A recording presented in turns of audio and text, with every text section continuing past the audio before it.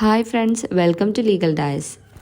ഈ വീഡിയോയിൽ നമ്മൾ ADR എന്ന് പറയുന്ന ആ ഒരു സബ്ജക്റ്റിൻ്റെ ബാലൻസ് ആയിരിക്കും നോക്കാൻ പോകുന്നത്. ആൻഡ് ഇതിനു മുന്നേ കുറച്ച് വീഡിയോസ് അപ്ലോഡ് ചെയ്തിരുന്നു. അത് കാണാത്തവരാണെങ്കിൽ ലിങ്ക് ഡിസ്ക്രിപ്ഷൻ ബോക്സിൽ കൊടുത്തിരിക്കാം, അതൊന്ന് ചെക്ക് ചെയ്ത് നോക്കുക.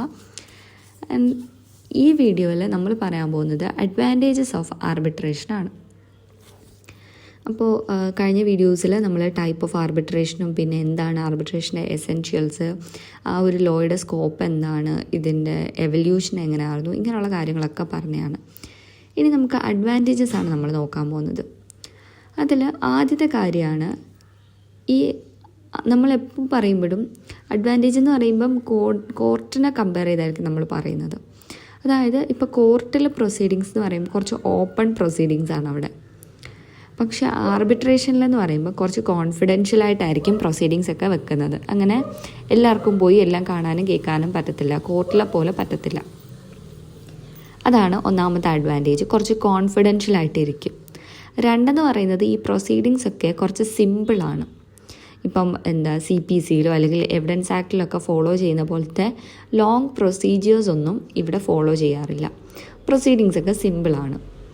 ഇനി മൂന്നാമത്തെ കാര്യം നോക്കുകയാണെന്നുണ്ടെങ്കിൽ പ്രൊസീഡിങ്സ് ഒക്കെ ക്വിക്കായിരിക്കും, പെട്ടെന്നായിരിക്കും.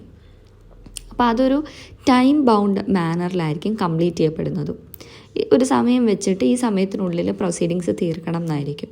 പക്ഷേ നമുക്കറിയാം സിവിൽ കോർട്ടിലൊക്കെ ആണെങ്കിൽ എങ്ങനെയാണ്, പ്രൊസീഡിങ്സ് ഒക്കെ ഒരുപാട് വർഷം വരെ നീണ്ടു നിൽക്കാം.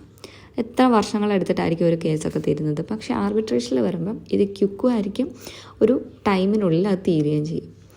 നാലാമത്തെന്ന് പറഞ്ഞു കഴിഞ്ഞാൽ ഈ പ്രൊസീഡിങ്സ് ഒക്കെ ലെസ് എക്സ്പെൻസീവാണ്.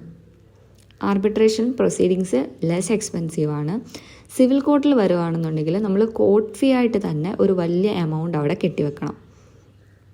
പിന്നെ ഈ പ്രൊസീജിയർ നീണ്ടു പോകുന്നതനുസരിച്ച് നമുക്ക് എക്സ്പെൻസ് കൂടിക്കൊണ്ടിരിക്കും. അപ്പോൾ ആർബിട്രേഷൻ പ്രൊസീഡിങ്സ് ഷോർട്ടുമാണ്, അതുപോലെ തന്നെ ടൈം ബൗണ്ടുമാണ്. അതുകൊണ്ട് നമുക്ക് അത്ര എക്സ്പെൻസും ആകുന്നില്ല, കോർട്ട് ഫീയും അവിടെ വരുന്നില്ല. അതാണ് നാലാമത്തെ അഡ്വാൻറ്റേജ്.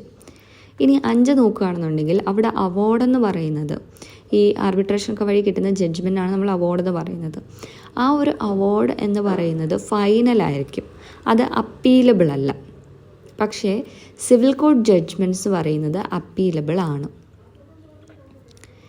ആറാമത്തെ അഡ്വാൻറ്റേജ് നോക്കുകയാണെന്നുണ്ടെങ്കിൽ ഈ ടെക്നിക്കൽ മാറ്റേഴ്സുമായിട്ട് ബന്ധപ്പെട്ട് ഡിസ്പ്യൂട്ട് വരികയാണെന്നുണ്ടെങ്കിൽ അവിടെ ആ ഒരു ജുഡീഷ്യൽ ഓഫീസറിൻ്റെ ഡിസിഷനേക്കാളും സുപ്പീരിയർ എന്ന് കണക്കാക്കുന്നത് ഒരു ടെക്നിക്കൽ ആർബിട്രേറ്റേഴ്സിൻ്റെ ഡിസിഷനാണ്. ടെക്നിക്കൽ മാറ്റേഴ്സായിട്ട് ബന്ധപ്പെട്ട് ഡിസ്പ്യൂട്ട് ആയതുകൊണ്ട് തന്നെ ആ ഒരു ഏരിയയിൽ കുറേ കൂടി സ്പെഷ്യൽ നോളജുള്ള ആൾക്കാരായിരിക്കും, അവരുടെ ഡിസിഷനായിരിക്കും അവിടെ പ്രാധാന്യം കൊടുക്കുന്നത്. പിന്നെന്ന് പറഞ്ഞു കഴിഞ്ഞാൽ ഈ പാർട്ടീസ് തമ്മിൽ ലെസ് ഇൽവില്ലാണ്. അതായത് അവിടെ ഒരു വിൻ സിറ്റുവേഷനാണ് പാർട്ടീസിൻ്റെ ഇടയിൽ വരുന്നത്. ആർബിട്രേഷൻ എന്ന് പറയുമ്പോൾ അവരൊരു സെറ്റിൽമെൻറ്റിലേക്ക് എത്തുകയാണ്. അപ്പം ഒരാൾക്ക് ടോട്ടലി അങ്ങ് ലോസ് ആയിട്ടല്ല. നമ്മൾ കോർട്ടിലൊക്കെ പോവുകയാണെന്നുണ്ടെങ്കിൽ ഒരാൾ കേസ് തോക്കും, ഒരാൾ കേസ് ജയിക്കുമെന്ന് നമ്മൾ പറയും. പക്ഷേ ഇവിടെ അങ്ങനെയല്ല, ഇവിടെ ഒരു വിൻ സിറ്റുവേഷനാണ്. രണ്ടുപേർക്കും ഒരു പറ്റുന്ന രീതിയിലാണ്, രണ്ടുപേർക്ക് താല്പര്യമാകുന്ന രീതിയിലാണ് അവരൊരു സെറ്റിൽമെൻറ്റിലേക്ക് എത്തുന്നത്. അപ്പം അതാണ് ഇതിൻ്റെ മറ്റൊരു അഡ്വാൻറ്റേജ് എന്ന് പറയുന്നത്. അപ്പം ഇത് ഇത്രയുമാണ് ഈ ആർബിട്രേഷൻ്റെ അഡ്വാൻറ്റേജസ് എന്ന് പറയുന്നത്. അതായത് പ്രൊസീഡിങ്സ് കോൺഫിഡൻഷ്യൽ ആയിരിക്കും, സിമ്പിളായിരിക്കും, പിന്നീട് ഒരുപാട് ടൈം എടുക്കത്തില്ല, ക്വിക്കായിരിക്കും, അതുപോലെ തന്നെ ഒരു ടൈം ബൗണ്ട് മാനറിൽ അത് കംപ്ലീറ്റ് ചെയ്യപ്പെടും. പിന്നെന്താ, ഇത് ലെസ് എക്സ്പെൻസീവാണ്. പിന്നെ അവാർഡെന്ന് പറയുന്നത് ഫൈനലാണ്, പിന്നെ അപ്പീൽ ചെയ്യാനായിട്ട് പറ്റത്തില്ല. പിന്നീട് ടെക്നിക്കൽ മാറ്റേഴ്സായിട്ട് ബന്ധപ്പെട്ട ഡിസ്പ്യൂട്ട് വരികയാണെന്നുണ്ടെങ്കിൽ ടെക്നിക്കൽ ആർബിട്രേറ്റേഴ്സിൻ്റെ ഡിസിഷനായിരിക്കും പ്രാധാന്യം വരുന്നത്. അതുപോലെ തന്നെ ലെസ് ഇൽവിൽ ബിറ്റ്വീൻ ദ പാർട്ടീസ്. അവിടെ എന്താണുള്ളത്, since there exist A win situation between the parties. അപ്പോൾ ഇത് ഇത്രയാണ് നമുക്ക് അഡ്വാൻറ്റേജസ് എന്ന് പറഞ്ഞ് പറയാൻ പറ്റുന്നത്. ഇനി നമുക്കിതിൻ്റെ ഡിസഡ്വാൻറ്റേജസ് നോക്കിക്കഴിഞ്ഞാൽ, ഒരു ആർബിട്രേറ്റർ എന്ന് പറയുന്നത് ഒരു ലീഗലി ക്വാളിഫൈഡ് പേഴ്സൺ ആകണം എന്നില്ല.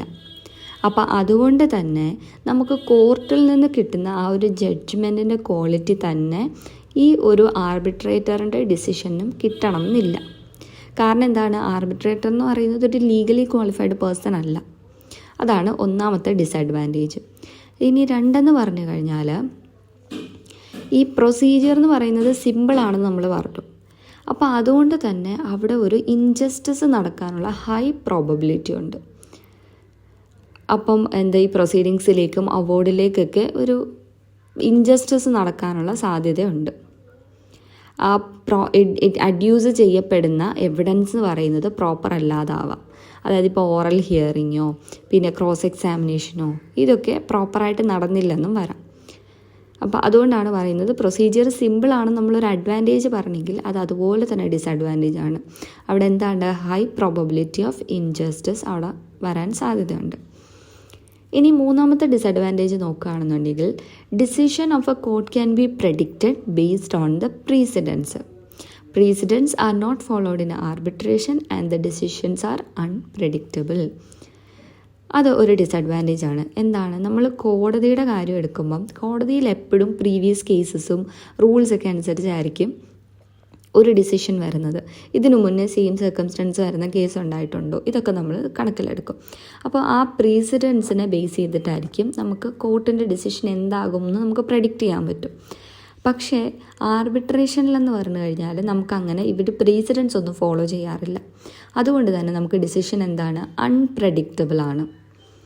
പിന്നീട് നാലാമത്തെ പോയിൻ്റാണ് arbitrator and parties make compromise which is not advisable in major matters. അപ്പോൾ അവിടെ ഒരു എക്സാമ്പിൾ പറയുന്നുണ്ട്. Parties compromised in Idamalayar dam construction dispute leading to heavy loss for the government of Kerala. ഇപ്പം ആർബിട്രേറ്ററും പാർട്ടീസും ചില സമയത്ത് കോംപ്രമൈസ് ചെയ്യാം. അതൊരു മേജർ മാറ്റേഴ്സിലും അഡ്വൈസബിൾ ആയിട്ടുള്ള കാര്യമല്ല. അതിൻ്റെ ഒരു എക്സാമ്പിൾ പറയുകയാണ്, ഈ ഇടമലയാർ ഡാം കൺസ്ട്രക്ഷൻ ഡിസ്പ്യൂട്ട് വന്ന സമയത്ത് ഈ പാർട്ടീസ് കോംപ്രമൈസ് ചെയ്തെന്നും അപ്പോൾ അതുവഴി ഗവൺമെൻറ്റിന് ഒരുപാട് ലോസ് ഉണ്ടായെന്നുള്ള കാര്യം. അപ്പോൾ അതാണ് ഇതിൻ്റെ മറ്റൊരു ഡിസഡ്വാൻറ്റേജ് എന്ന് പറയുന്നത്. ഇനി അഞ്ചാമത്തെ പോയിൻ്റ് എന്ന് പറഞ്ഞു കഴിഞ്ഞാൽ നമ്മൾ നേരത്തെ പറഞ്ഞ കാര്യം തന്നെയാണ്. ഇതിനു മുന്നേ വീഡിയോ കണ്ടവർക്കറിയാം, നമ്മുടെ ഈ ഒരു ആർബിട്രേഷനിൽ നമുക്ക് സിവിൽ നേച്ചറുള്ള ഡിസ്പ്യൂട്ട് മാത്രമേ കൊണ്ടുവരാൻ പറ്റത്തുള്ളൂ എന്ന് പറഞ്ഞു. ക്രിമിനൽ മാറ്റേഴ്സ് പറ്റത്തില്ല.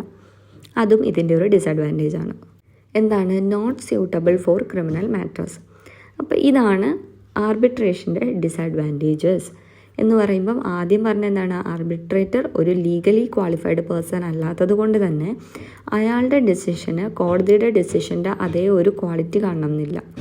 2, പ്രൊസീജിയർ സിമ്പിളാണ്, പക്ഷേ അത് അവിടെ ഹൈ പ്രോബബിലിറ്റി ഓഫ് ഇൻജസ്റ്റിസ് നടക്കാനുള്ള സാധ്യതയുണ്ട്. 3 പറഞ്ഞു കഴിഞ്ഞാൽ കോടതിയുടെ ഡിസിഷനെ നമുക്ക് പ്രീസിഡൻസ് വഴി പ്രെഡിക്റ്റ് ചെയ്യാം. പക്ഷേ ആർബിട്രേഷനിൽ വരുമ്പം അവർ ഈ പ്രസിഡൻസ് ഒന്നും ഫോളോ ചെയ്യാത്തത് കൊണ്ട് തന്നെ ഡിസിഷൻസ് അൺപ്രഡിക്റ്റബിൾ ആണ്. 4, ആർബിട്രേറ്ററും പാർട്ടീസും വേണമെങ്കിൽ കോംപ്രമൈസ് ചെയ്യാം, പക്ഷേ അത് എപ്പോഴും അഡ്വൈസബിൾ അല്ല. 5, ഇത് ക്രിമിനൽ മാറ്റേഴ്സിന് സ്യൂട്ടബിൾ അല്ല. അപ്പോൾ ഇത്രയാണ് ഈ ആർബിട്രേഷൻ്റെ അഡ്വാൻറ്റേജസ് ആൻഡ് ഡിസഡ്വാൻറ്റേജസ് എന്ന് പറയുന്നത്. സോ ഫ്രണ്ട്സ്, ഈ വീഡിയോ ഇത്രയേ ഉള്ളൂ. നിങ്ങൾക്കിത് യൂസ്ഫുൾ ആയെന്ന് തോന്നുകയാണെന്നുണ്ടെങ്കിൽ ലൈക്ക് ചെയ്യുക, നിങ്ങളുടെ ഫ്രണ്ട്സിനോട് ഇത് ഷെയർ ചെയ്ത് കൊടുക്കുക, ആൻഡ് ഈ ചാനൽ മറക്കാതെ സബ്സ്ക്രൈബ് ചെയ്യുക.